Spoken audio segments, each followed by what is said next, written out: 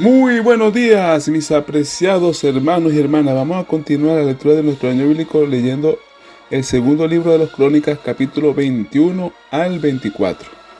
Estos capítulos nos narran una secuencia de decadencia espiritual y también de oportunidades divinas. Vemos reyes que empezaron con promesa, pero terminaron en desgracia porque dejaron de escuchar la voz de Dios. En contraste, vemos a personas comunes y fieles.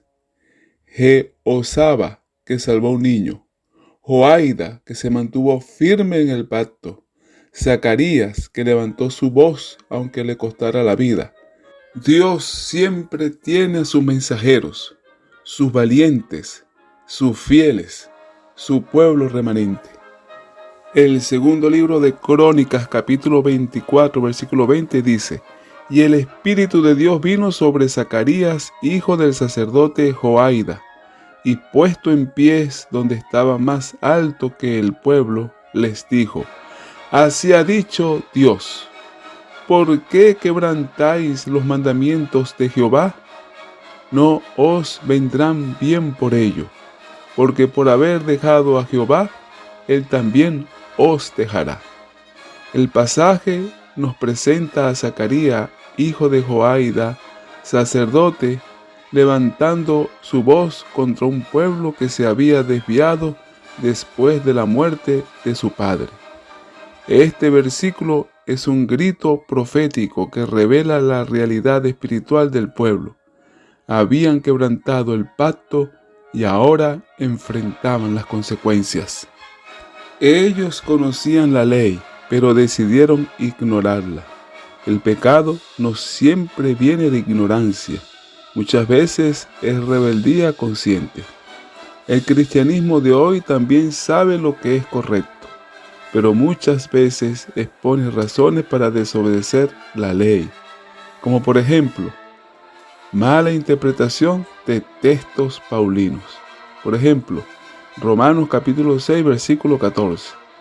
Ya no estamos bajo la ley, sino bajo la gracia. Algunos enseñan que esto significa que la ley fue eliminada, cuando Pablo realmente contrasta la condena de la ley con la liberación de Cristo. En segundo lugar, confusión entre la ley moral y la ley ceremonial. Muchos mezclan los 10 mandamientos, que es la ley moral eterna, con las leyes ceremoniales, que fueron los sacrificios, rituales, fiestas judías, que efectivamente esa ley ceremonial se cumplió en Cristo. Al ver los sacrificios que terminaron en la cruz, concluyen erróneamente que toda ley fue abolida, enseñando que la cruz reemplaza la obediencia. Algunos predicadores dicen: Jesús ya lo hizo todo, no necesitamos guardar los mandamientos. Olvidan que la cruz no anula la ley, sino que muestra cuán sagrada es. Cristo mismo murió porque la ley no podía cambiarse. En tercer lugar, el deseo de justificar un estilo de vida sin normas. Para muchos, decir que la ley está abolida es un pretexto para no sentirse responsables de obedecer a Dios. Así pueden vivir como quieran, apelando a una gracia barata. En cuarto lugar, influencia de la teología dispensacionalista. Esta corriente enseña que la ley fue solo para Israel y que los cristianos del nuevo pacto viven bajo la gracia, pero olvidan que Jesús dijo: No penséis que he venido para abrogar la ley, sino para cumplir. Mateo 5:17. En quinto lugar, el argumento de que el amor reemplaza a la ley. Muchos citan Romanos 13:10. El amor es el cumplimiento de la ley, pero malinterpretan el texto. El amor no elimina los mandamientos, sino que es la manera correcta de guardarlo. Si obedecemos los primeros 4 mandamientos, es porque amamos a Dios. Y si guardamos los otros 6 mandamientos, es porque amamos al prójimo. En sexto lugar, el pensamiento de que el sábado ya no se aplica.